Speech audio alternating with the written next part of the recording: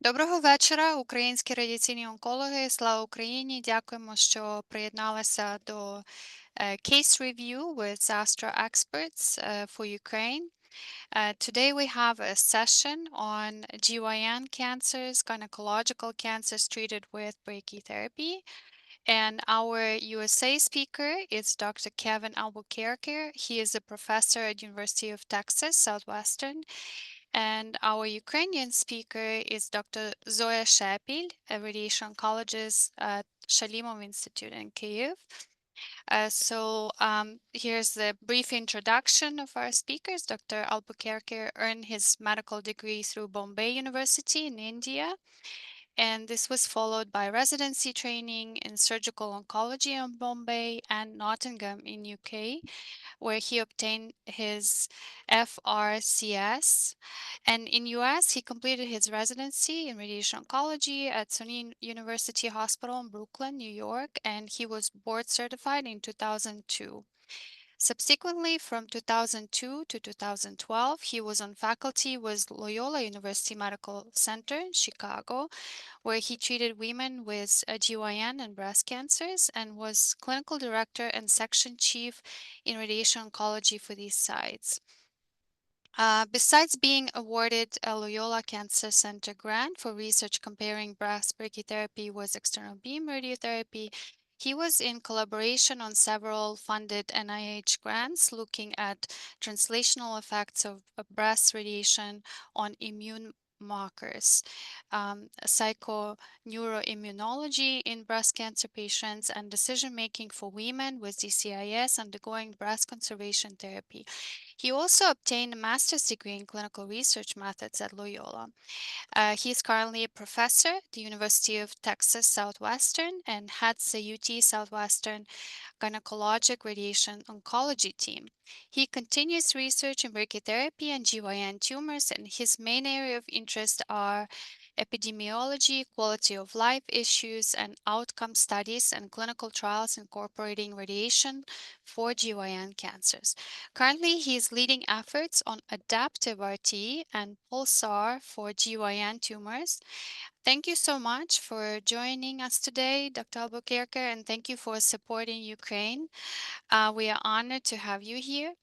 And our second speaker does not really need an introduction in Ukraine. She's one of the leaders in radiation oncology and especially in brachytherapy in Ukraine. She has more than 28 years of experience in the field. Dr. Zoya Shepil is a radiation oncologist at Shalimov National Institute of Surgery and Transplantology in Kyiv.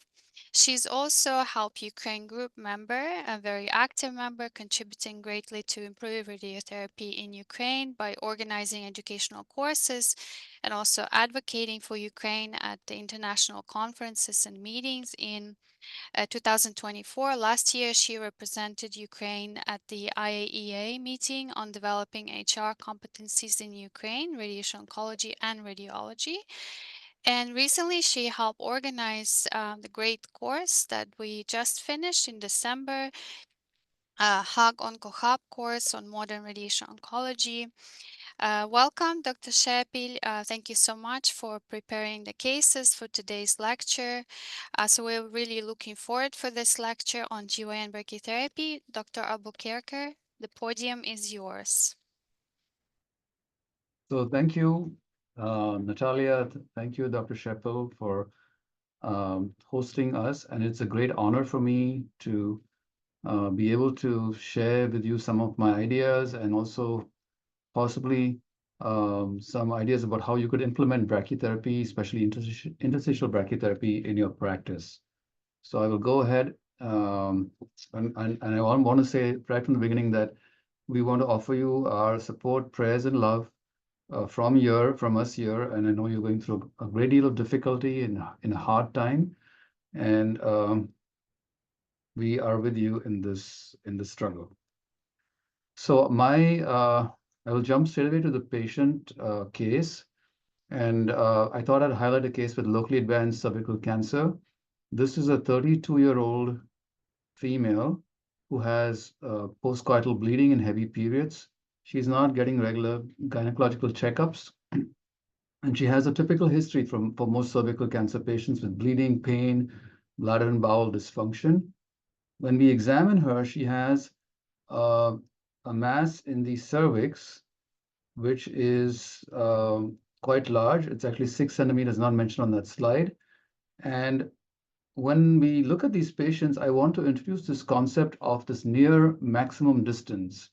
Uh, this is a concept not very much, not we are not familiar with much. We don't use it much even in the US, but it's a concept devised by the GEC-ASTRO group, and they have applied it especially in countries that have inability to have proper imaging like MRI and other things, and it helps them to determine what kind of brachytherapy implants to use for the patients. So essentially what it is the distance from the center of the os on both sides, right and left, and this helps us to determine the brachytherapy plan. When we looked at this patient's imaging, she had some common iliac lymph nodes, so she was stage 503C1 by the 2018 staging, and the biopsy showed squamous carcinoma. So I'll go to the next slide, which shows you some of the imaging. Now, one of the things about imaging is that I work in an area which is, obviously in the US, but the patients I treat are very, very poor. It is what we call a safety net hospital, and we don't have access to a lot of resources, kind of similar to the place I came from, which is in India, where they don't have like advanced imaging like PET scans and other things easily available on time. So sometimes we are not able to get PET scans for some of the patients I'm treating. So I just wanted to show you that when you see a patient with a CT scan, a contrast enhanced CT scan, which hopefully is available in most places, you can get a lot of information even if the MRI is not available. So the the report from the radiologist here is not giving you much information. They're saying there's a low density area in the cervix, which may correspond to known carcinoma. But I think that as radiation oncologists, we sometimes can see imaging better than the radiologists. And if you look at this image, you can see that there is definitely an abnormal cervix, and it measures about 6 centimeters. And on the contrast enhanced image, you can see that there is some different density in the uterus, which indicates to me that this tumor actually has invaded the uterus and is almost reaching the fundus. Even though I don't have a PET scan, I can be sure that that's what's happening. And the size of this tumor is about 5.4 centimeters from side to side, even though I don't have an MRI. So you can get a lot of information from the plain CT scan. One of the other things I want to stress on is the nodal size.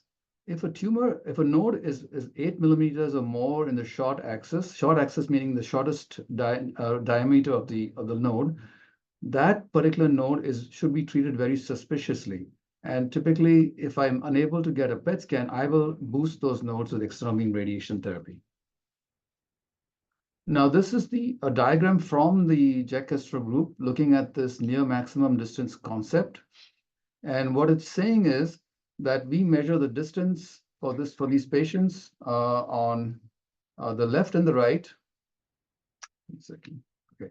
So as you can see, this picture in the middle over here, this is the cervix. This is the cervix, but on the left side, the tumor is extending to the middle third of the parametrium. On the right side, all the way to the parametrium. So the near maximum distance on the right side will be more than the left side.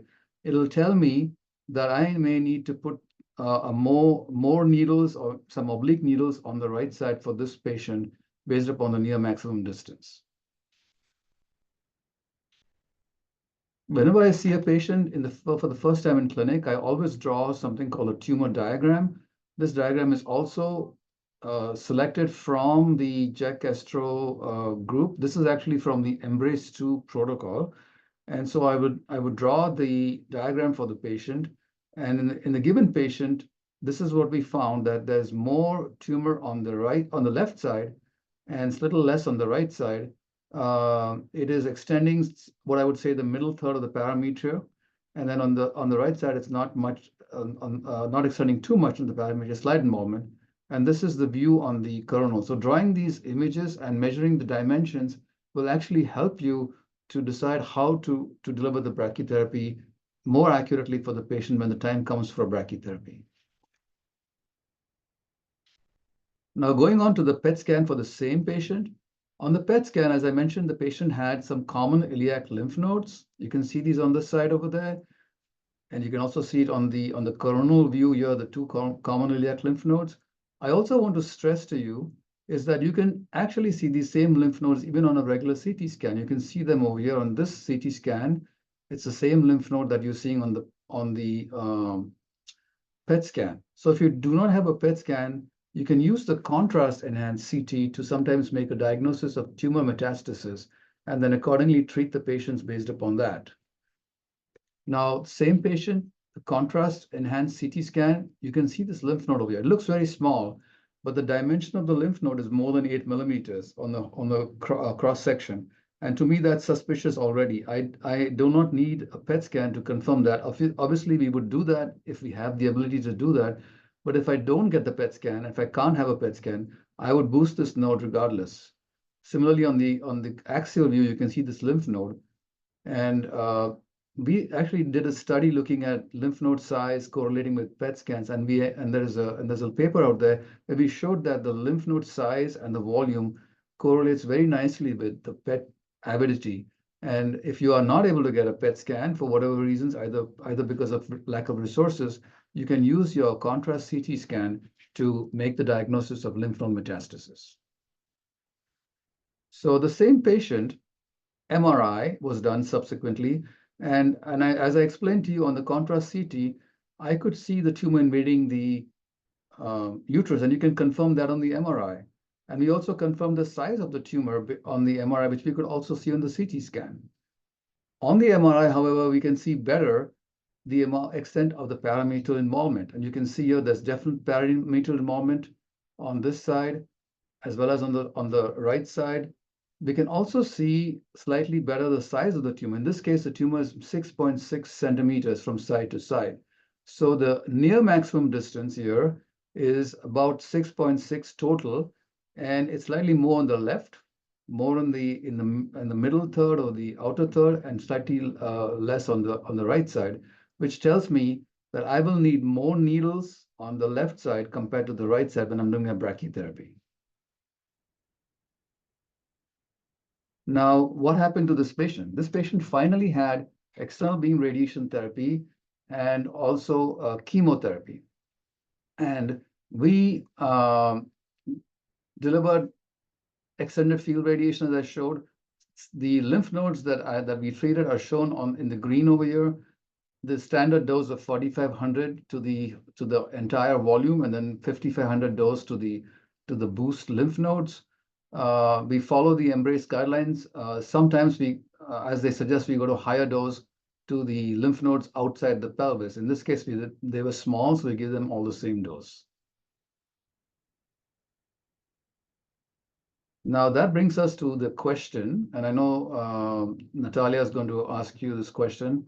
So if the same patient comes to you and has extensive gross tumor extending to the entire vagina, all the way down to the introitus, to the end of the vagina, what changes will we need to make in your overall RT plan? You have to choose two of those answers. There are two correct answers.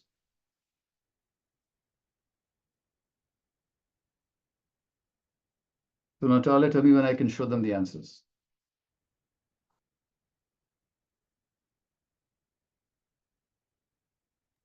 So the Sorry, we question, will wait until we have 80% or okay. so responding. So right now you see on top there are 37% responding. You see the pop-up, right, Kevin? I do see that. Yes, Yeah, thank you. yeah.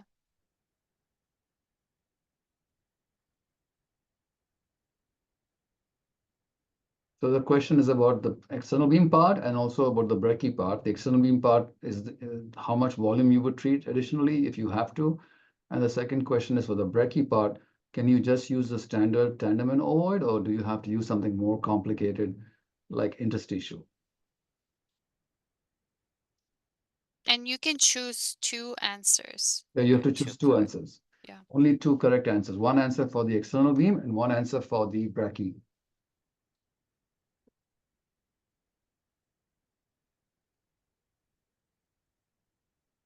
Okay, so we have 85% participating. I'll end the poll and then I will share the results. Okay. So if you don't mind commenting on the responses. So it looks like they almost split, right? Equally split. Yeah, so we have 40% say choosing option 1 and option 4, Yeah. and then 32% choosing option 2 and option 3. Right. So this was a little difficult question because I mentioned that the tumor was invading all the way down to the introitus. This is very classical presentation, sometimes what we call stage 3A. And obviously, we had to treat the paraortics for the patient, but in addition to that, we would have to treat the groin node. So the correct answer there is the groin nodes. And then for the brachytherapy part, I mentioned a lot about the fact that we would have to use needles. So we really can't use a standard Tenement ovoid for that patient. So we would have to use a Tenement cylinder with needles because, or a Tenement ovoid with needles. But we had to use needles for this patient because the tumor was growing outside the cervix into the surrounding parametria. And we can discuss all these later on in the question and answer session. So I will go to the next slide. Is that right? Yeah, sounds Yeah. good. Yeah. So I wanted to talk a little bit about this clinic, this near maximum distance concept, and I have included some references at the bottom, so you can actually look up this thing. In case you don't want, I can always share the references later on with you if you have this question. But we mentioned what it was. It helps us to, it's measured at the time of diagnosis and at the time of brachytherapy, and it helps us to categorize the residual disease at the time of brachytherapy. So just like you have the initial staging, we also stage these tumors at the time of brachytherapy. And the Jack ASTRO has divided them into stage 1, 2, 3, and 4. And I'll show you what these mean. And this will help us to decide whether we can do intracavity alone or do we have to do something more complicated. So, okay, so this is showing you a diagram of the different types. Stage 1 means, so the blue is what it was at the time of presentation, and the red is what it was seen at the time of the brachytherapy. So maybe it's a little small, but what it's trying to say is that if it's a type 1, that means the tumor is only limited to the cervix. If it's a type 2, then it's going outside the cervix into the parametria. If it's a type 3, it's going further out into the parametria, almost to the side wall. And type 4 is it involves other tissues which are more complicated, in maybe the bladder or the rectum, or even deeper into the uterus or into the parametria. So what, and of course, I'm not going to go into the details, but this slides you can see when you have access to them. It's just giving you the different types or the post external beam residual disease and in class 1, class 2, class 3, and class 4. And why is this important? It's important because when you determine how you want to treat the patient, you need to be able to identify these different classes, and then you can determine what is the best option for this patient. So a standard patient with having a small near maximum distance of 2 centimeters. So the near maximum distance is right near maximum distance and left near maximum distance. So in this case, it's showing you the left one only. And if it's 2 centimeters, that falls within your point A coverage. And so you can do a standard intracavity, meaning a standard Tenement ovoid or a ring, and cover the whole thing. If there is a small amount of parametrial involvement, like you can see over here, maybe a little bit more than usual, it's a little bit more than 2, maybe 2.5, then you have to you can optimize that by overloading or loading more heavily the ovoid on the left side and covering the area adequately without having to put needles. On the other hand, if you have something that's more than 2.5, say 3 centimeters on one side, and you can see in this diagram, this is the type 2, where it's going outside the regular cervix, outside into the parametria. And if it's going up to 3 centimeters, then you would have to use the freehand needles or needles through an applicator, which are parallel to the tandem. And on the other hand, if it's going outside, maybe type 3 into the lateral parametria or even proximally, then you have to use oblique needles to cover these areas. And so this is just giving you an idea about how best to treat these patients with these different stages of tumor remaining after external beam radiation therapy. Again, this is just a diagrammatic representation of the same thing, and you can reference this slide later on, telling you when to use intracavitary, when to use intracavitary with parallel needles, parallel and oblique, and then if it's a type 4, when there's a lot of residual disease, say in the bladder, the rectum, or even proximally, then you may need to add, in addition to these oblique needles, some freehand needles or use an interstitial perineal template to cover all those areas. Now, in our patient, the same patient I told you, this is the picture on time of brachytherapy, and you can see the tumor growing into the left uterosacral ligamentous area, and you can see anteriorly it's invading the bladder partially on the time of the MRI. So you can't cover this adequately with standard TNO. So when you try to cover it with a TNO with a standard pair applicator, as you can see on the left-hand panel, you're completely missing the yellow arrows, missing the tumor. So what you need to do is try to put needles, as we put on the right-hand side, and then you can create this irregularly shaped isodose to cover the area better. So this is showing you how the standard pair is now modified with the needles to become a little irregularly shaped pair to cover these areas properly. In this case, we actually use freehand needles, and I understand that you don't have access to very complicated applicators, but with the freehand needles, you can do the same job and cover the areas that are concerning. This is showing you how the needles were placed, and I want to show you that the needles were placed medial to the ovoid and then going outside obliquely. So this is the ovoid, and you can see the needle. This patient has a very large vagina, so that we put smaller ovoids and then place the needles into the tumor obliquely laterally. And that way you could get the whole area of tumor covered without causing overdose to the normal structures. So next, I want to go on and discuss a little bit about this targeting concept of the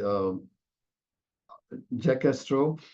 This is the classification of HRCTV, GTV, IRCTV. And this is a diagram from the ICIU 89, which is an excellent reference for anybody who's doing brachytherapy, and it's available freely over the internet. You should use it, look at it, and see if you can implement it in your practice. So the definition of the high-risk CTV is the area at highest risk for recurrence, and it includes the GTV at brachytherapy, as well as the entire cervix, and then also the adjacent residual unhealthy looking tissue. Either there's some mucosal swelling, induration, or the so-called gray zones, areas that are not clearly dark, but look gray, meaning suspicious, areas of hyperintensity on the GTV. These are the ones that are included in this high-risk CTV. So again, just to repeat, includes the GTV, the entire cervix, and then the gray zones. I will show you a lot of images here just for you to drive home the point about this targeting concept. And this you can see here, this is the GTV addressed.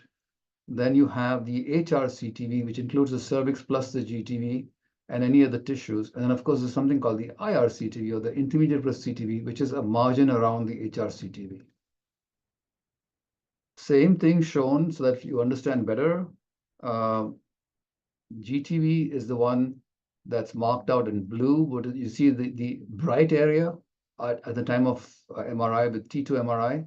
And then the cervix, which is the dark part, the normal cervix.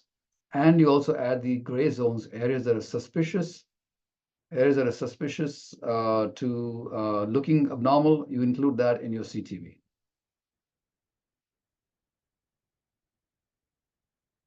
Now, this is from the ICIU 89 again, and it shows you tumor at time of diagnosis. You can see this big tumor there. And then at the time of the brachytherapy, it's responded nicely. Tumor is much smaller, from 5.5, it's become 2.5. But there is some residual disease on the left side. You can see the parametria there. So that would be included in the target. Now, I think in the figure, they don't mention that. it does look a little suspicious to me on that picture. Another example of the HRCTV, and this is on the left-hand side, you can see the cervix, which is the yellow part. You see the abnormal-looking tumor, which is marked out in, this is the bright area, the abnormal-looking tumor, the GTV, and this is the gray area outside the tumor, which looks suspicious. And then, of course, the remaining cervix, there's a very small amount of normal cervix. And this is shown in color codes over here. Yellow is normal cervix. Red is the gray zone that we marked out over there. And then the blue is the actual big tumor that you can see. So these three combined together form the HRCTV, the high-risk CTV. The IRCTV is basically adding a margin on the HRCTV. So you add a margin, and if you follow the definition of the Jack-Castro group, it's 10 millimeters superior, inferior, and laterally, and 5 millimeters anteroposteriorly. But one has to be able to try to make sure that one doesn't include the normal structures, because those are cropped out from this IRCTV. This is an example of an IRCTV from the EMBRACE study protocol. It includes this previous GTV plus the HRCTV and the margins. And you can see on this view here, the HRCTV is the red and the margin superiorly. Inferiorly, it's cut off, and anteriorly and posteriorly, we're cutting it off from the bladder and the rectum. That brings us to the next Zoom question. How do you define your HRCTV? Is it choice A, which includes cervix, GTV, and gray zones plus 1 centimeter? Is it choice B? Are you going to run the question, Natalia? Yes. Which is GTV plus cervix, or is it choice C, which is GTV, cervix, and gray zones? And just for you to understand it, it's shown you in a diagram over here, so you know that the cervix is, well, I won't give you the answer because then I may end up giving the answer. So which one is the choice? Is it A, B, or C?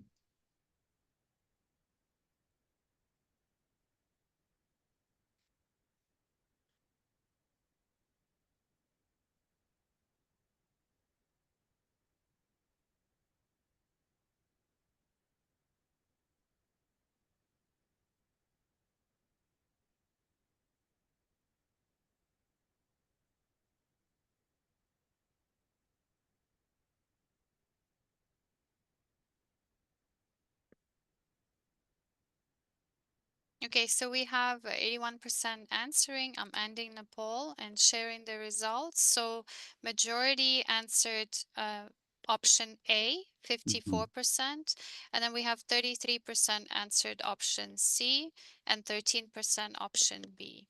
Okay, that's great. So I went over that and I told you that the HRCTV doesn't have any margin. If you add a margin, it becomes intermediate risk. So the correct answer here is actually option, that's not showing up for some reason. There we go, option C.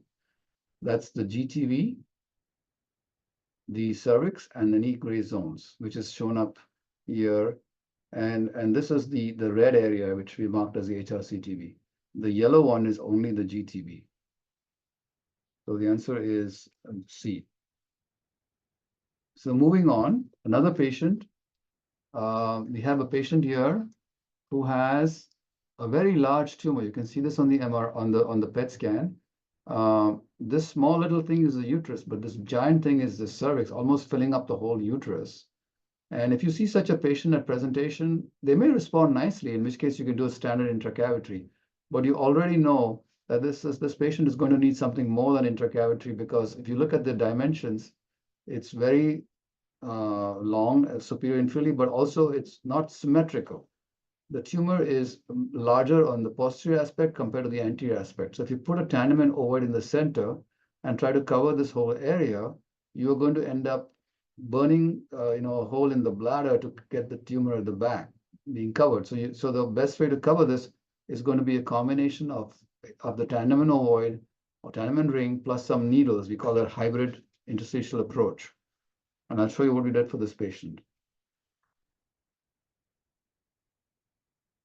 Sorry, it went back. What is this doing?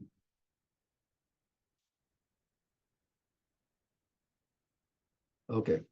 So this is the same patient at the time of brachytherapy, and I call these tumors hunchback tumor. The hunchback is a somebody has got a bent back or hunchback of the camel. So these tumors are typically larger posteriorly than anteriorly, and they're very hard to cover. So you can see on this patient here that stretching out posteriorly more than anteriorly. And if you use the standard tandem and ovoid, you're not going to be able to cover this properly. And so what did we do for this patient? This patient has, as you can see, more tumor posteriorly than anteriorly. Anterior is smaller, posterior is bigger, and we use freehand needles along with a tandem and a split ring. A split ring is a ring that's divided into two parts, right and left. And the advantage of that is you can place a lot of needles around that ring and cover the area that is of concern.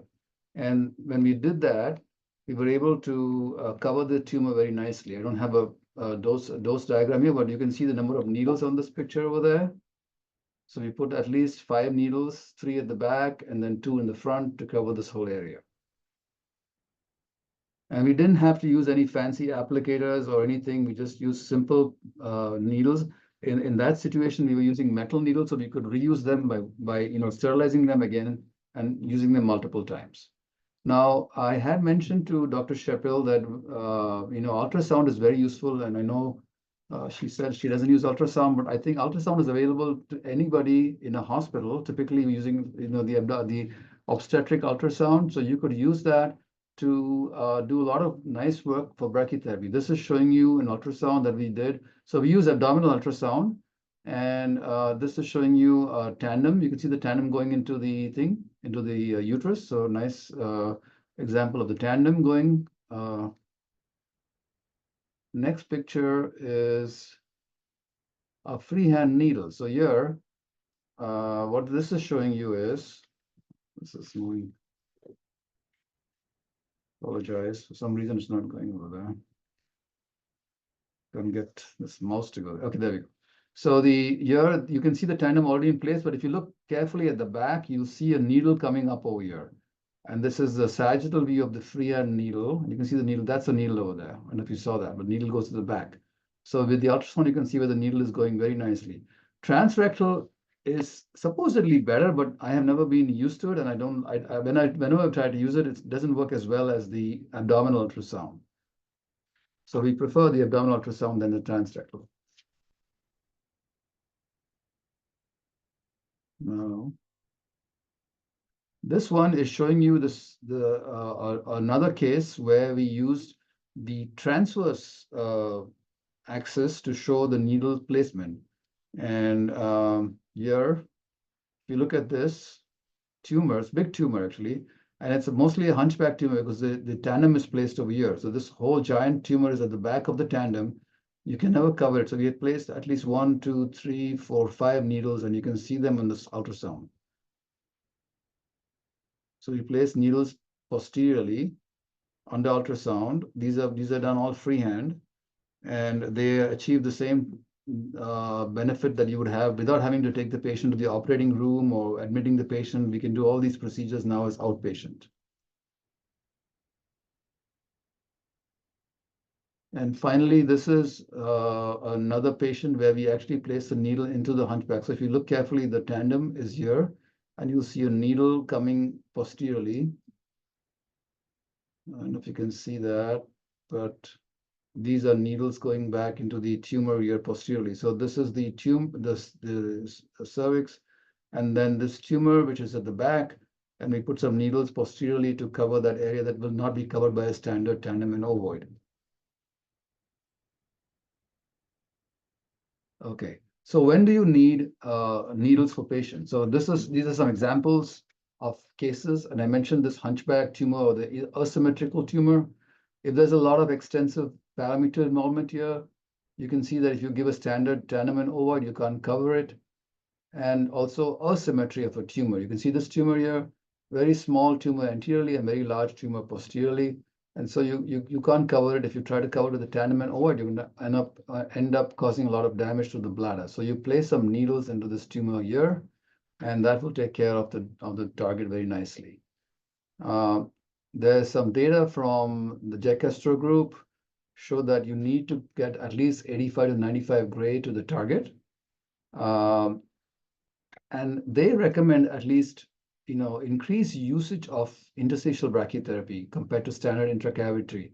Initially, they said 20%, but now they go up to 40% of the cohort. So as a quality indicator, at least 40% of patients should have interstitial brachytherapy. Most of the time, you can do that with something called hybrid, meaning you don't have to do formal interstitial, but you can use the Tanneman ovoid with some needles. Uh, the general recommendation from Embrace 2 is to do a pre-planning approach. And all of us don't have access to MRIs and everything. So what I would end up doing is using the cone beam CT, drawing a target, and telling my physicist where I'm going to put the tandem and the ovoids or the ring, and then they will create a plan based upon that target that I've drawn roughly, telling me where I need to put needles to cover the area. So this is an example of a benefit for needles on the patient. You can see on the patient with the big hunchback tumor, the standard tandem ovoid doesn't cover the whole target, misses this part. And when you put the needles, you can see how it's nicely covering that posterior part. And when we did the dosimetry, we can see that the coverage, the square one is the plan that was delivered without needles, and the triangle one was delivered with needles. And you can see that there's an increase in the coverage of the CTV by about a gray plus. And then also you can also see that the bladder dose was reduced very much considerably by using a needle, because the tumor was mostly posteriorly. So you spared the bladder by putting some needles inside the target.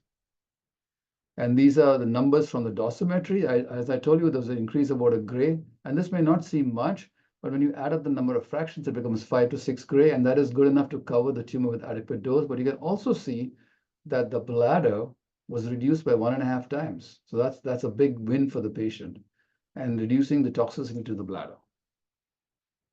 Now, I want to stress on these doses. This is from the Embrace 2 protocol, which is what we use in our practice. We use the definition of D90 CTVHR, and we want the D90, the aim of the prescription should be to go to more than 90 gray and less than 95 gray, but the limit for that should be at least more than 85 gray. So if you can't achieve a dose of 90 gray, at least aim for 85 gray to the total dose to the HRCTV, because that's the minimum dose you need to give to the patient. They also mentioned clearly the bladder D2CC doses, the rectum D2CC dose of less than 65 gray, also dose to the rectovaginal point or the rectal point, and then of course sigmoid dosages. So all these numbers are very, very important, and we try to match these numbers in our practice.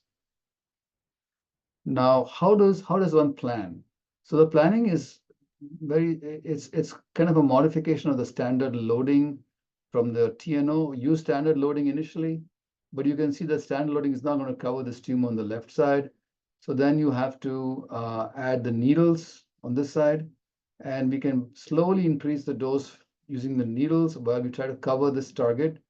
And then you balance it out by decreasing the dwell times in the center of the tumor, so you get more uniform dose. And you can now, because you added needles, you can expand the coverage on the left side into the parameter.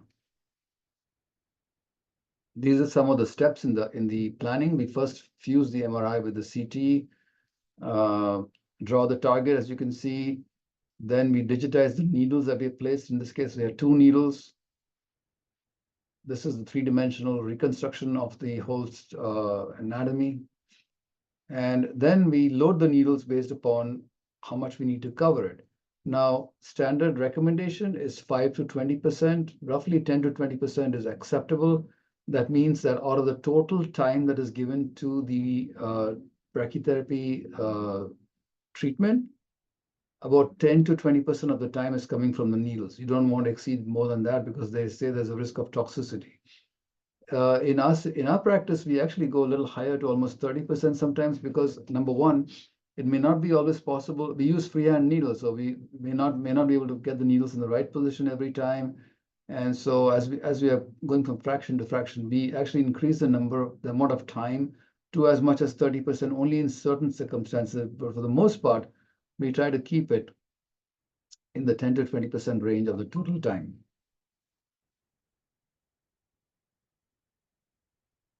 This is showing you a spreadsheet from a given patient, and you can see that initially dose was little lower, 5.89 without needles. As we added needles, the dose coverage per fraction increased, and ultimately we were able to reach that goal of 90 gray to cover the target.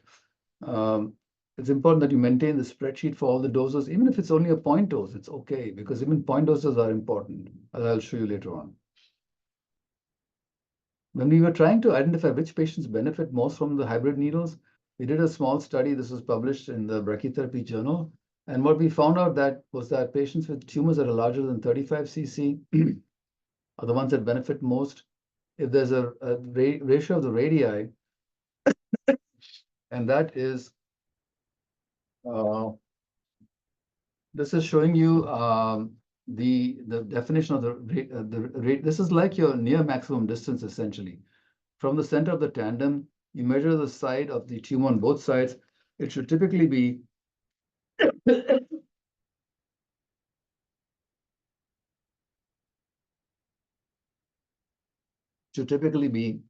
equal almost.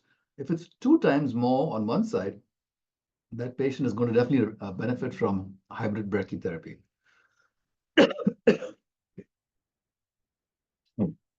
So that brings us to the next question. If you can please share that with them.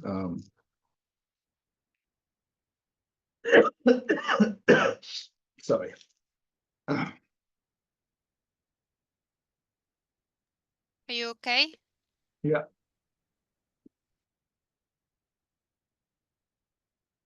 So this is the definition of D90. I just went over that for you, right? Is it number 1, 2, or 3?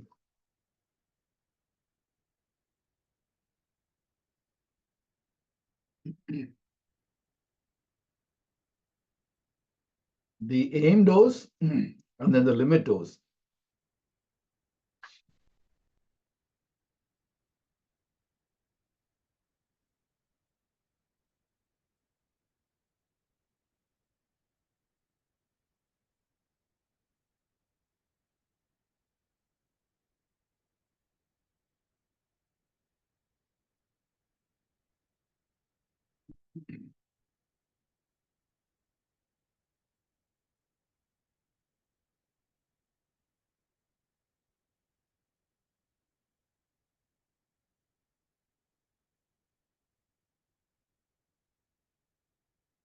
Natalia, you muted. Oh, sorry. I thought I unmuted myself. I apologize. So a majority responded option 2, 46%. 31% responded option 1, and 23% responded option 3. Okay, so you almost got it right. I mean, it's reasonable to look at 85 to 95, but from the Czech ASTRO guidelines, Embrace guidelines, they want to get a dose of 90 to 95. You always aim for 90 gray. If you can't get it, then 85 is acceptable. But you always have to try to get 90 gray at least.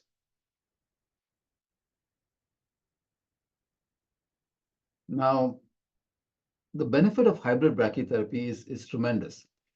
I'm showing you here a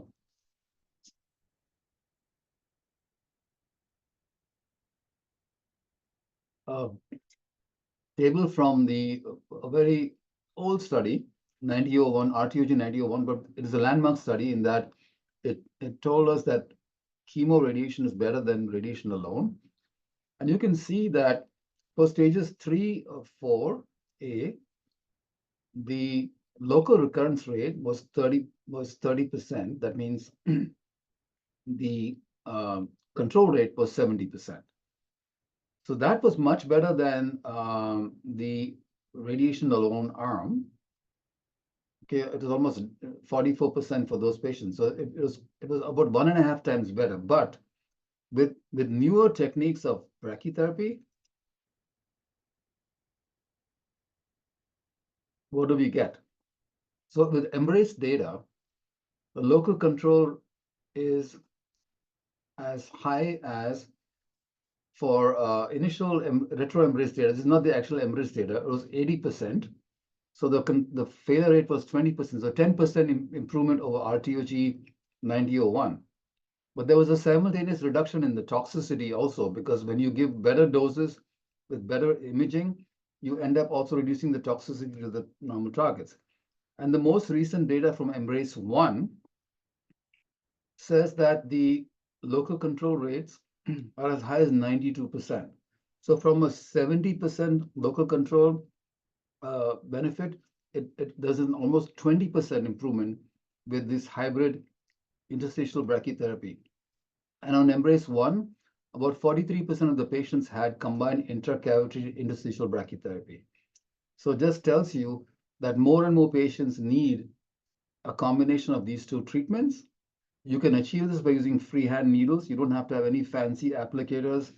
Uh, you don't need any fancy imaging. Ultrasound is very good. And by doing these simple steps, you can get an improvement of local control of up to 20%. Additionally, the toxicity was also very low. This is data from a most recent Embrace publication coming out only last year in the Journal of Clinical Oncology. And I think what I want to point out over here is that stage 3B, again, 92% local control. So same data. And all the stages, the local control rates in the range of 90 to 95%. So they were able to achieve very, very good local control rates with the same chemotherapy.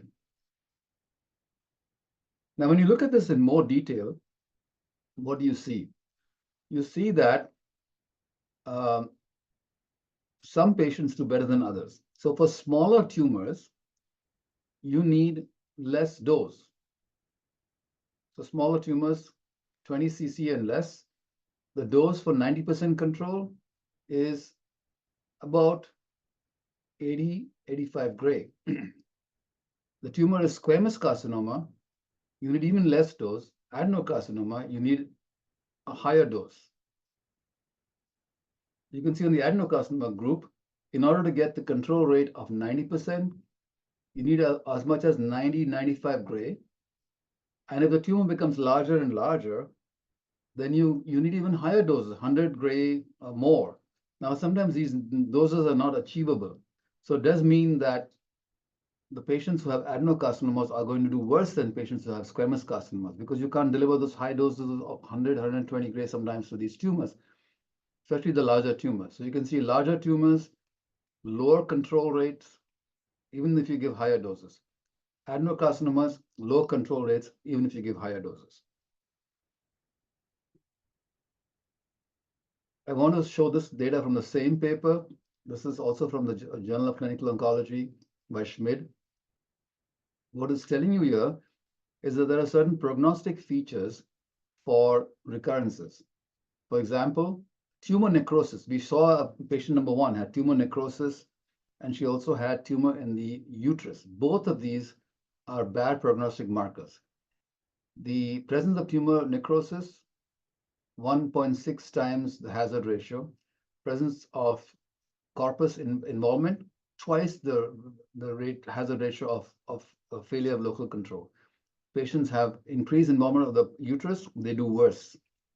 Histology, adenocarcinoma, there's 3 times as worse as squamous carcinoma. So that's a very bad prognostic factor. If there's involvement of the rectum, then the recurrence rates are 4 times worse as compared to patients that don't have it. So it's important to diagnose patients early, to be able to identify all these different points, and also cover all these things properly when you're trying to do your brachytherapy. This is showing you the benefit of intracavitary and interstitial. You can see for smaller tumors, like I told you, there's not much difference. Intracavitary versus intracavitary and interstitial, no difference at all. But if you have larger tumors, more than 30 cc, look what happens to the intracavitary group. They do worse. There's only 80% local control, But if you add interstitial, then the control rate becomes 90%. So smaller tumors do better, and adding intracavitary interstitial benefits patients who have larger tumors. I'm going to go into some of the hybrid applicators right now. You have different vendors. I know that you have different vendors in Ukraine, mostly, unfortunately, Russian applicators. But if you get access to some of the applicators by Varian or by Electa, there's a ring and tandem, there's tandem and ovoids, there's some split rings. Showing you some examples of these interstitial rings. This is a Varian ring and tandem. Another Varian ring and tandem with which is marketed by MIC. There's also a Kevlona applicator, and there's something called an Arhus or new applicators that are available. All of these do the same thing. If you have an Electa system, you have the ovoids with needles, the Utrecht type, or you got the ring, which is the Vienna type, or you got the more recent ones called the Venezia, which is a combination of ring and the template. So all these different things are available, but my message to all of you is that if you don't have any of these, you can still use freehand needles if you're carefully pre-planning it. You can also use interstitial templates, and you don't need a fancy template. I'll show you how you can actually, maybe do some 3D printing of these, or fashion them. Just a simple template with holes to put the needles into the tumor. So giving you an example of what we've done, we had a problem in our institution that we didn't have access to interstitial applicators. And I know in Stanford, Natalia, I think Dr. Niedermeyer and doctors Beth Kidd have also devised some templates on their own. So we have some templates that we actually manufactured using 3D printing.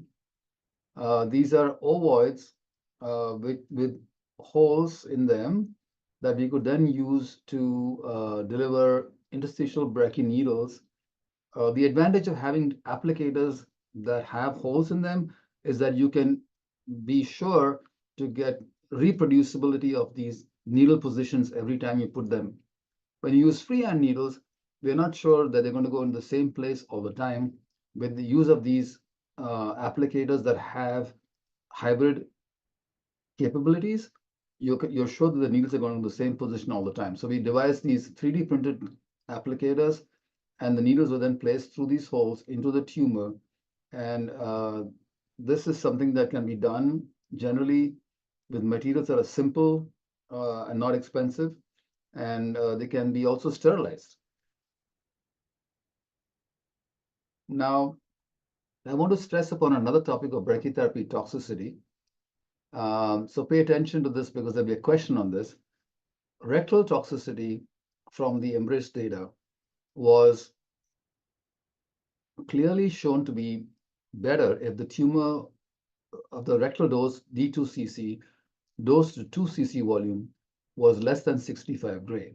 If it was more than 75 gray, then the rectal toxicity was high as 9 to 15%. When we looked at bleeding, again, very low rate of bleeding if the dose was less than 65 gray, but if when more 75 gray, about 10 to 14% rate of rectal bleeding. And the worst toxicity, which is fistula, if it's less than 75 gray, 1 to 3%. If it's more than 75 gray, as high as 13% risk of fistula. What about the bladder points, the rectal points?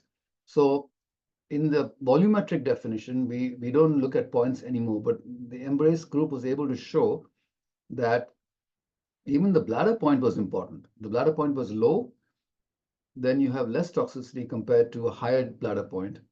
There was a reduced incontinence if you had less than 75 gray. When if you had more than 75 gray, incontinence was about 5 to 10% higher.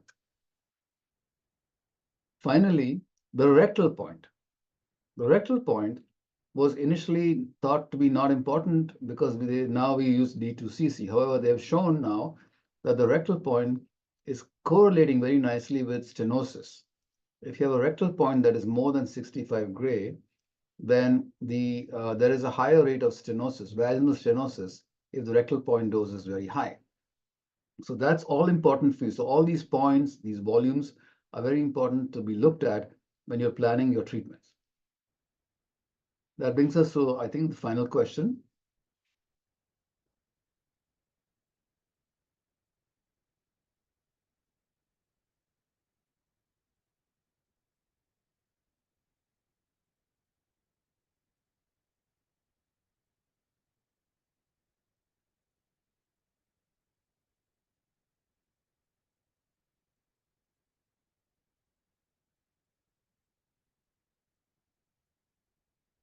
Okay. So what is the rectal point correlating with? Is it proctitis, bleeding, or vaginal stenosis? It looks like people are saying mostly type 1 and type 2. Yes, so we have 74% answering. I'm ending the poll and sharing results. So majority answered option 2, 42%, option 1, 37%, and the least answered option 3, 21%. Okay. So unfortunately, the answer is number 3. 3. It's very confusing, but the rectal point is very close to the vagina, actually. Okay. Mhm. So that is the answer. Okay.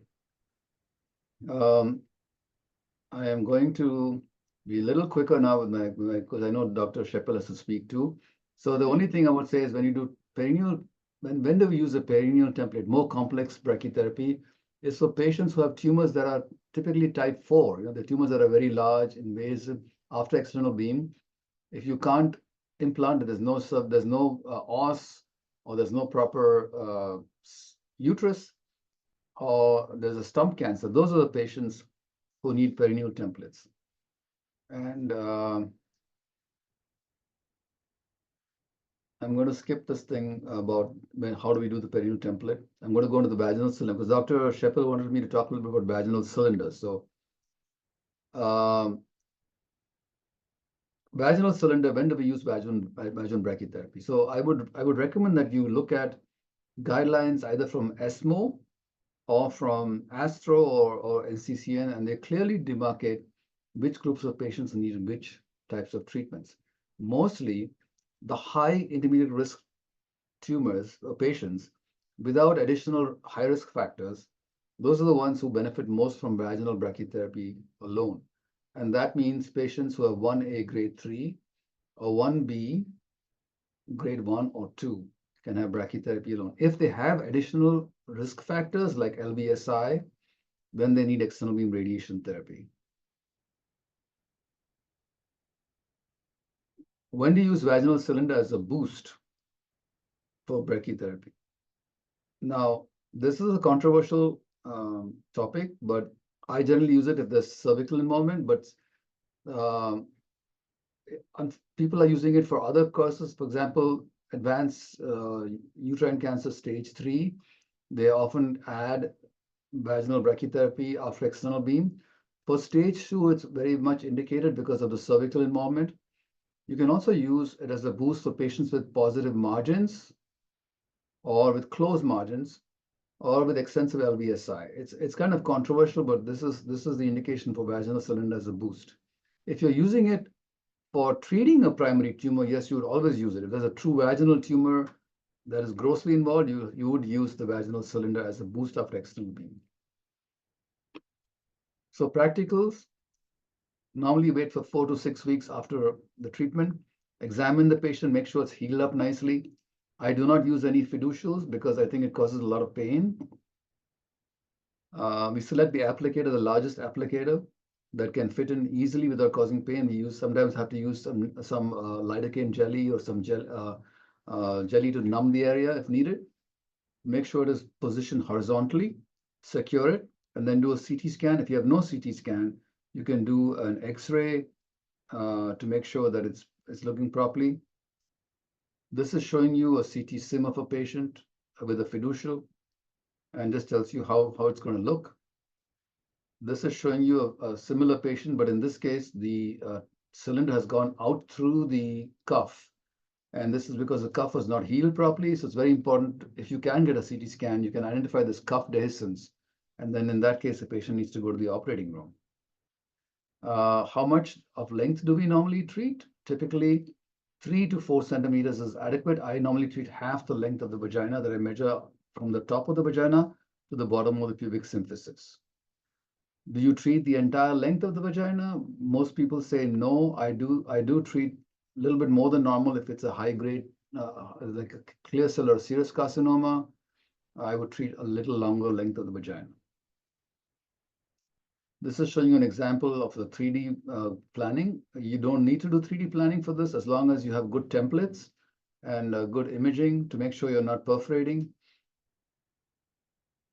The dose for the vaginal brachytherapy, this is from a paper I wrote a long time back, but it's telling you that the dose can be given either to the depth 5 millimeters or it can be treated to the surface. If you do it to the depth, it's the most common fractionation is 7 gray times 3. If you do to the surface, then it's 6 gray times 5. For the boost post external beam, you would use normally doser to the surface, and you can do 5 gray to the surface times 2 or 3. Or if you are using a higher dose, you can give 6 gray. A lower dose, you can do 6 gray times 2 or 3 to the surface. Again, you got to make sure that if you have already done external beam treatment, then you treat the boost only to the surface and not to the depth, or you can cause harm to the bowel. If the patient has had gross tumor, that means patient has tumor recurrence in the vagina, let's say endometrial recurrence, and it's less than 5 millimeters, then you can do external beam and a higher dose of radiation, which would be up to 7 gray times 3 or 6 gray times 4. So the total EQD2 is about 75 gray to 80 gray, depending on how big the tumor is. When you're creating your plan, you have to not use just a point, but a series of points, or you can draw a target. So you make sure that there's more homogeneous distribution of doses all around the cylinder.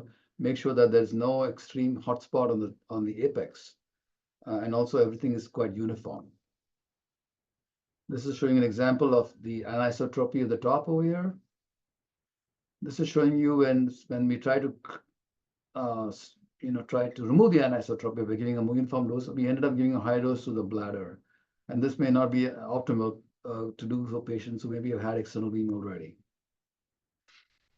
Plan evaluation, you got to look at make sure the 200% isodose is inside the cylinder. Make sure that the surface, the apex dose is not more than 150%, because then otherwise you can cause damage to the type of the vagina.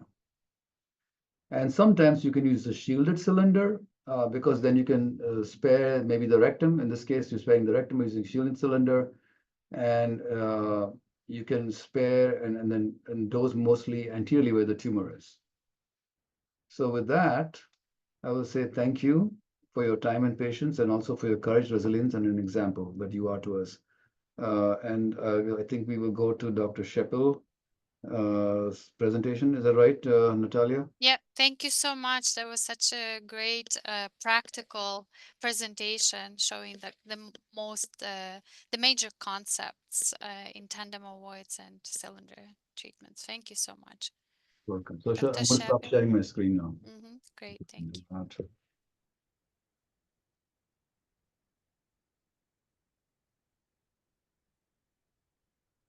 Okay. So,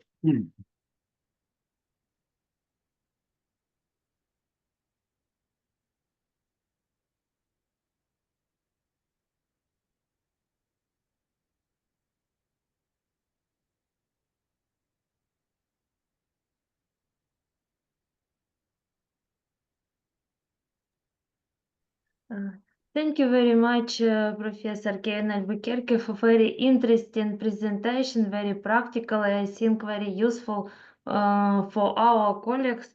Also, many thanks Natalia Kovalchuk for organizing this case review with ASTRO experts, for support our country, and for opportunity participate to very important discussion about treating gynecological cancer with brachytherapy.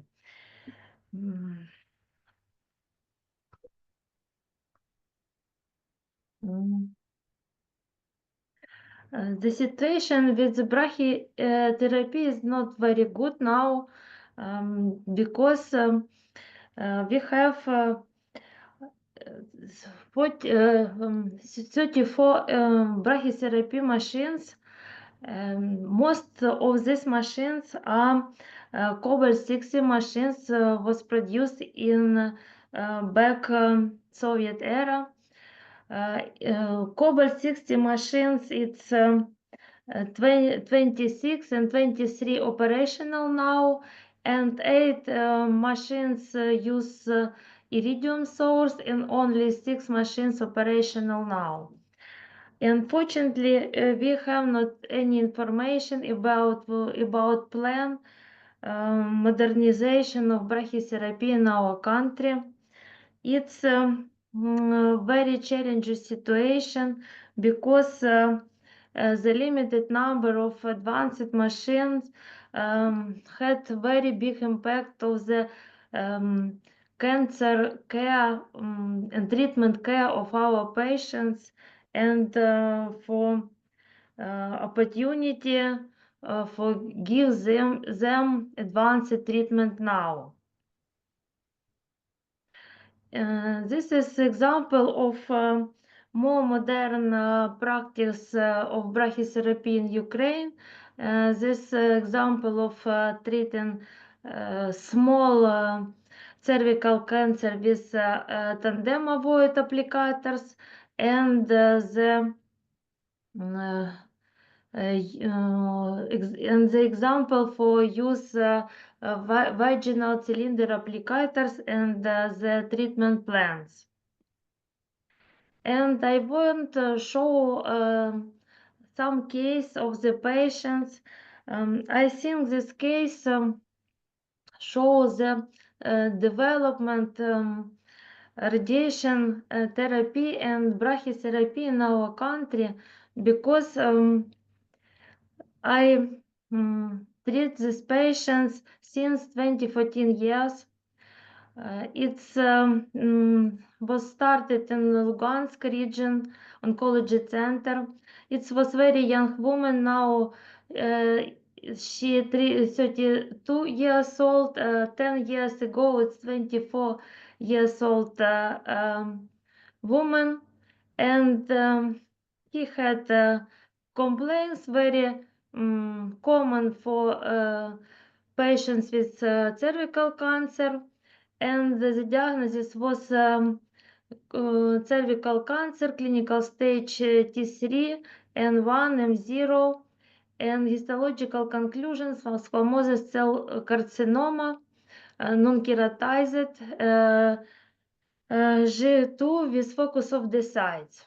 The patient received course of chemoradiation therapy, external beam radiation therapy, and brachytherapy. The treatment machines for external beam therapy was Cobalt 60 machines without planning system, and brachytherapy is also was Cobalt machines, and brachytherapy in this case was combination manual and afterloading brachytherapy. And in this time we have not opportunity calculated the dose of critical structures and calculate dose on point A and point 2, and the dose was in point A 77 gray and point B 56 gray, and the patient took the Xyloda during the radiation treatment and followed by 4 courses chemotherapy.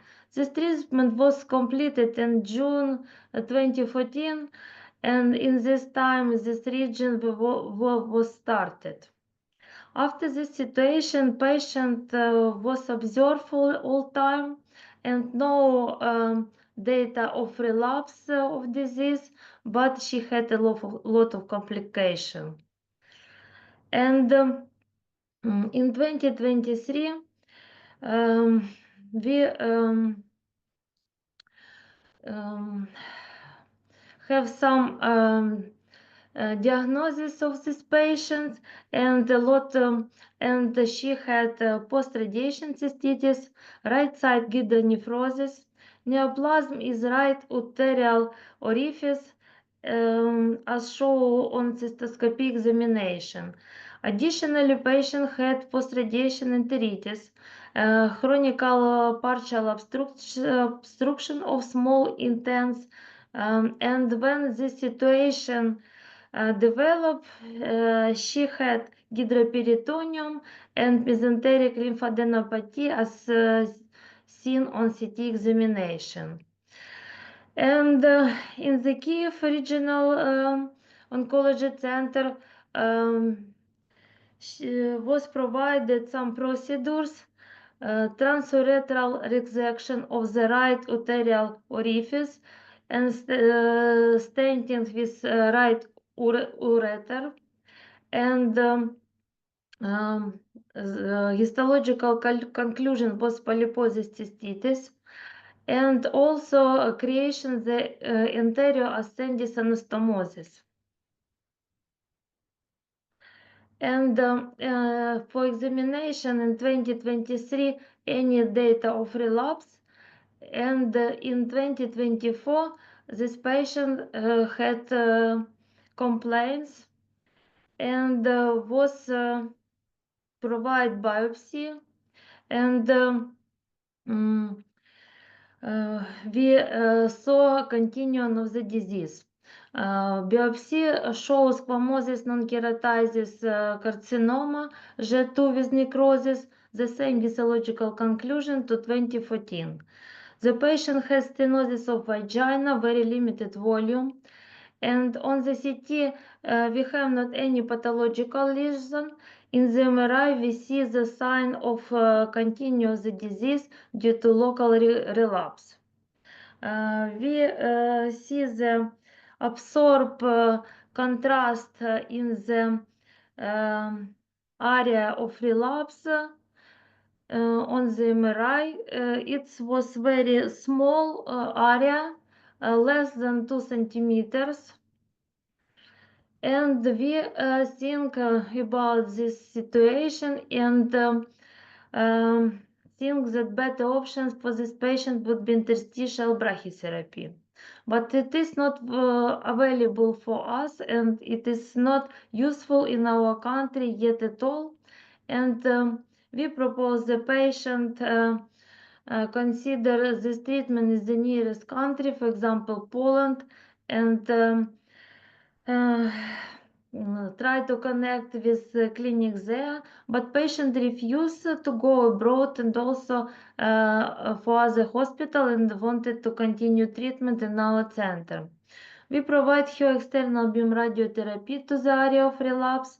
This was coli and low part of uterus. We market the area in coli uteri by performing 2 CT scan with marks and without for simulation and treatment. We use the CT scan and prescribed the cisplatin in standard dose. And in this scan we see the inserted mark to identify the area of relapse. And for treatment plan, we prescribed 46 grain 23 fractions. Inner part GTV receive 50 grain 23 fraction. Margin to the bladder and rectum was 2 millimeter. And to ensure the margin, we provide daily HGRT. And question for Professor Kevin Albuquerque about this case: what would be your treatment strategy in this case if all options are available? What do you think about brachytherapy in this case? And also, would you do external beam radiotherapy or refer to surgeon for better option? Thank you very much. Thank you. So that's a very good presentation, and thank you so much. That's for sharing your experience and also the difficulties that you have with the treatments, which is just revealing to us all the difficulties you have. But what I was going to say to you is that correct me if I'm wrong, the tumor was mostly in the residue cervix, correct? The recurrence? Yes, tumor in the second time, tumor was only in cervical part. Yeah. So if the tumor was only in the cervix, yes, we would attempt to do interstitial brachytherapy. It may be because that would give us the best dose separation from the normal structures. Of course, it depends on how difficult it is. If it's very stuck and if there's no opening and there's no way to put the needles, you may end up causing a little bit more harm. The main goal is to reduce the dose to bladder and rectum. That's the main goal. But you have shown a nice way of what you did was by protecting the bladder and the rectum with external beam. You got a pretty good distribution, and it looks like you were also able to prevent most complications because you told me that the patient is doing very well now. Is that correct? Yes. So I think what you were able to achieve, ultimately what matters is the end result. If you are not able to do brachytherapy and you're getting the similar result with external beam, that's great. You just have to be careful. The most important thing is the normal tissues. So if you can get a good dose to the target without damaging normal tissues, then whatever means you do is acceptable. So I would either do brachytherapy if I could, and if I couldn't, I would do external beam. Sometimes the surgeons are more aggressive and they want to do, so-called exenteration. But if your patient is now functioning with bladder and rectum without toxicity, that is the best result. So I agree with what you've done. And I think the most important message is try to spare the normal tissues as much as you can. Thank you very much. And we have a little bit time for one case more, yes? Yeah, I think I don't know if you have any. Yeah, I think I know what you're talking about. Yes, you can go ahead. Do we have any questions you think, Natalia, first or something, or do you want to do the case first? Let's do the case and then have a question. Do you have to leave No, I can stay for an additional 15 minutes. little? Okay, Yeah. great. Yeah. So go ahead, Dr. Shepil. Okay. Second case, it's also a young woman, 37 years old.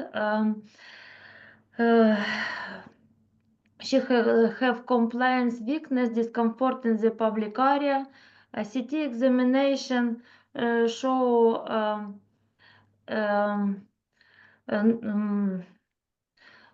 for secondary lesion in the level scanning were not detected.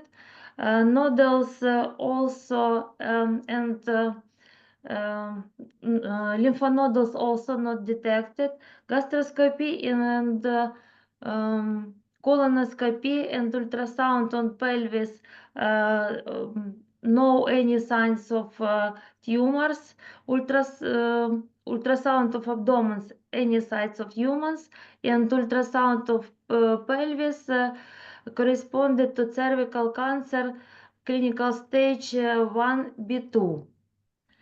And in MRI examination, we see signs of cervical cancer. Most of issue was in the posterior lips, and no signs of spared on the parametrium and clinical stage T1B.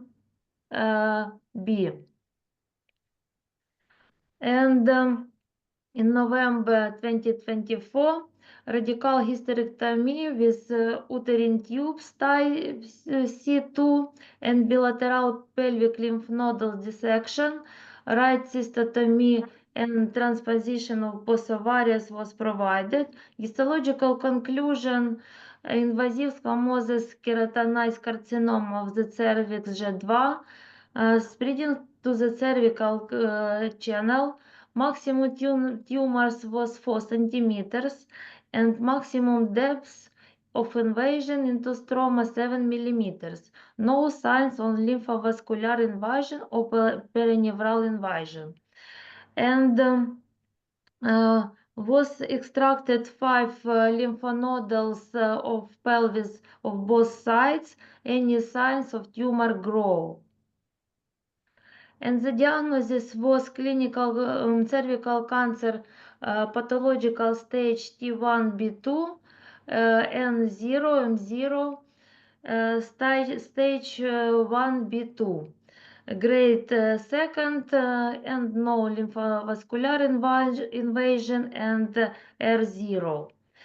Was provide ultrasound before external beam radiotherapy, any signs of progression, and we classified this patient as intermediate risk and prescribed whole pelvic external beam radiation therapy to cover the tumor bed and drying lymph nodes area. A dose was 46 gray. The technique was VMAT, and we provide daily CBCT. And the questions about these patients for Professor Kevin Albuquerque. What is your treatment strategy for these patients? Do you think these patients need to have a brachytherapy boost added to the vaginal scar and vaginal stump? I ask these questions because a lot patients I think have additional treatment in our country, and no, I want heard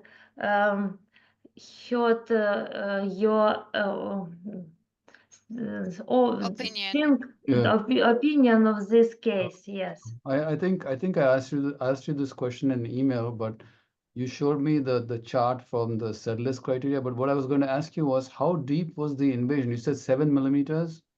So was Yes. more than half the stroma, or was it less than half the stroma?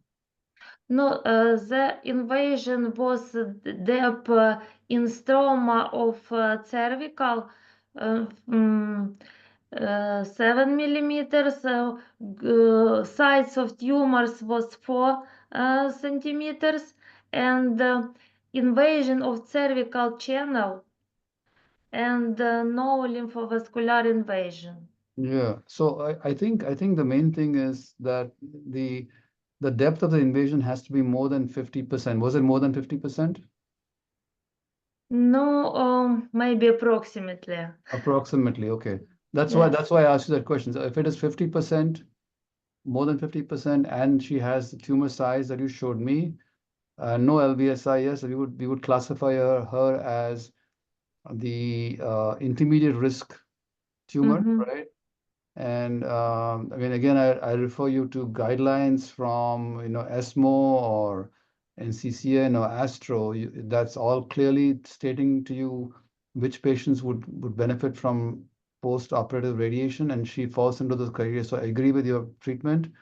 As far as the brachytherapy boost, not indicated unless you have something like positive margins or something. You don't need, we don't, I don't normally do it was not done in the clinical trial, so you don't need to do it. In this case, the margin is clear, more than 5 millimeters. Yes, so you don't need to do it. The treatment you gave was completely correct. Thank you very much. The only thing that I would say to you is that after you finish all these treatments, do you give them like a dilator or something after the radiation to make sure that they don't have stenosis? Stenosis, yeah. Yes, I also agree with you. Thank you very much for answer. Yeah. It's very important, Dr. I think, Shepil, for do our you audience. use Dr. Shepil, do you use dilator for the patients? Do you give them dilator to prevent stenosis? Yes, we recommended this, but Okay. not all patients use Want to do this it. Yeah, recommended. yeah, that's true. Yeah. That's true. Especially Okay. younger patients. I think it's very important for younger patients. Yes. That's great. Thank you so much, Thank you. Dr. Shepil. Excellent presentation. Thank you for the questions. So we have some questions in the chat. Do you have 5 minutes? Yeah, sure. No, I can see it. I can try to answer as many questions as you have. Okay, so first one, so first of all, lots of thanks and thank you so much for supporting Ukraine. Thank you for showing these supportive slides. That's very important to all Ukrainians. Um, can we ask the advice in case of relapse vulvar cancer after a full course of EBRT chemo? Are there any options for re-irradiation? So I saw that question, and it's really I think it depends upon how small that recurrence is, right? Mm-hmm. And how what is in being involved. So it's a very difficult question, and it depends on the patient. Mm-hmm. Generally, giving re-radiation after previous full radiation is going to have a lot of toxicity, especially for the vulva because it's like skin. So Right. you can do it in the cervix and you will have little necrosis and you'll have discharge, but if you do it on the skin, you may end up with necrosis, right? Yeah. And it's very painful. Mm-hmm. Um, and so there's limited data. There's data of SBRT to Mm-hmm. those areas, and I've done it, and the patients don't do very well. Brachytherapy, which again, I don't think it's advisable because it will cause a lot of higher skin toxicity than external beam because of the proximity, Hot spots. yeah, Right. hotspots. So very carefully, I think depending on what situation you have, you have to choose your method. But typically, it's the patients will not do very well after recurrence like that. And there's a follow-up there for if you do use vulvar brachytherapy, what needles you prefer, plastic or steel, Okay. and do we need bolus in these cases? So I am not an expert at vulvar brachytherapy. I have to admit that upfront Right. because it is not a commonly done procedure.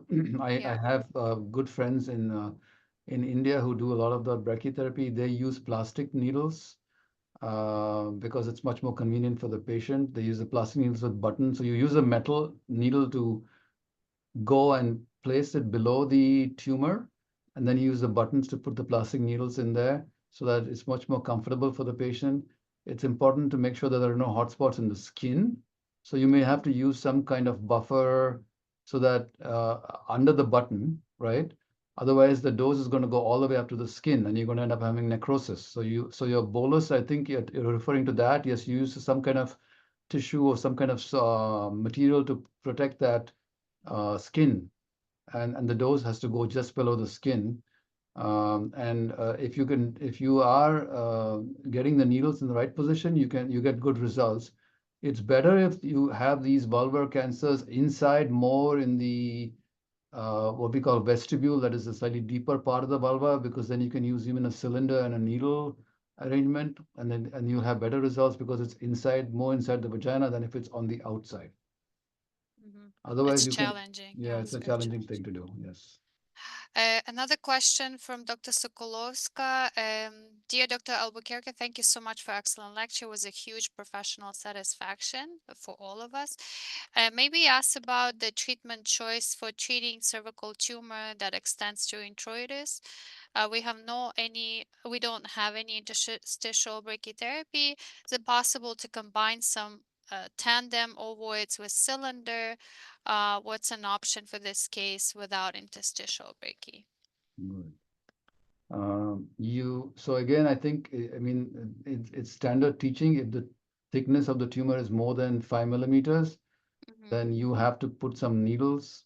mm-hmm, Um, I would say, and I can ask this question to Dr. Shepil, the reason for not doing interstitial, is that because you don't have needles, or you haven't had the experience? So what is the reason? Because even if you don't have the applicators, the very fancy applicators, you can put some freehand needles in certain areas.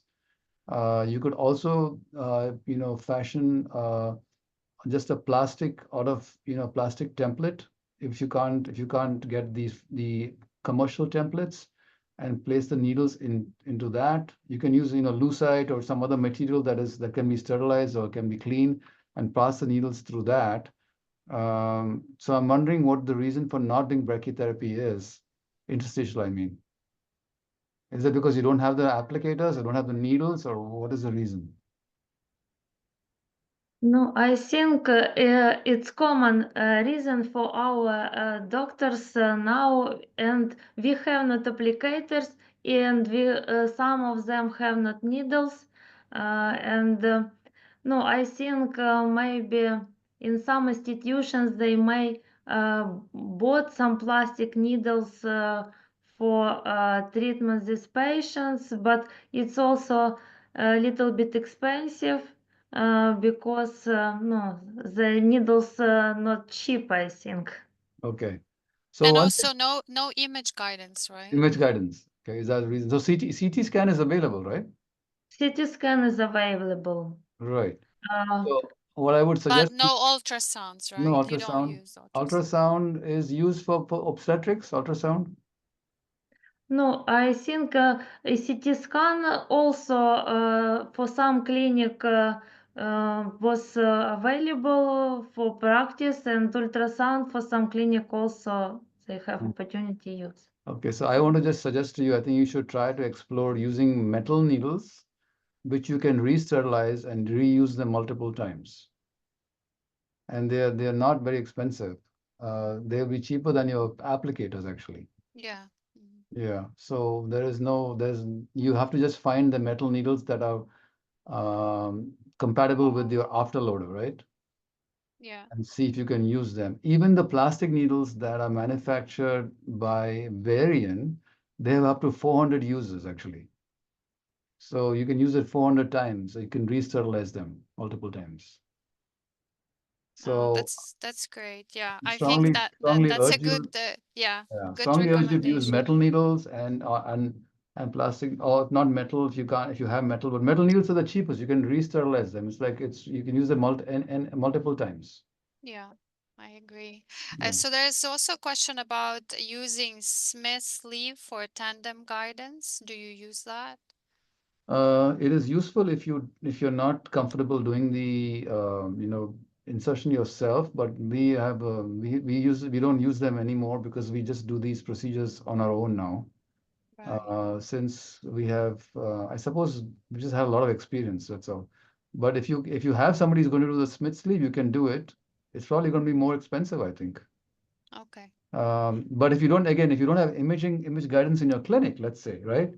And you're afraid of causing a perforation, then yes, then the gynecologist will put the Smith sleeve, and then you can put the tandem very easily. That'll make it easy for you to do. Hmm. I would strongly urge you to use abdominal ultrasound because Yeah. abdominal ultrasound is available very frequently. It's not expensive. It's available freely in any OB/GYN department, right? Wherever you deliver babies, you can use the same ultrasound and try to. I showed you some images, and Hmm. these are being done by our therapists. They are not even trained. We just have finalized. We've got this. We've done it so many times now that we get very good images. And I don't even think you need transrectal because the transrectal is supposedly better, but I don't like it. With the abdominal ultrasound, we can get adequate imaging. We are very confident where these needles are going, and we can place needles, with the ultrasound. We use both at Stanford. Yes, I know. Yeah. I know Beth had come and visited, and I think the problem with the transrectal is that all the applicators and all inside, it blocks everything. So it's hard to see Sure. very well. Right, right. Mhm. Okay, so I know that you really have to run, and maybe the last questions.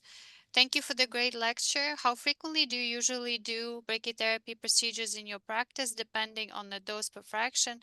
Once per week, twice per week, 3 times per week? And why would you recommend to start brachytherapy after 3, 4 weeks of EBRT and to continue brachytherapy simultaneously, replacing EBRT procedures, or after the whole dose of EBRT was received? Yes. So I think it depends on how much time you have and how tight the schedule is. Because the schedule is very tight, we normally start it during the fourth week.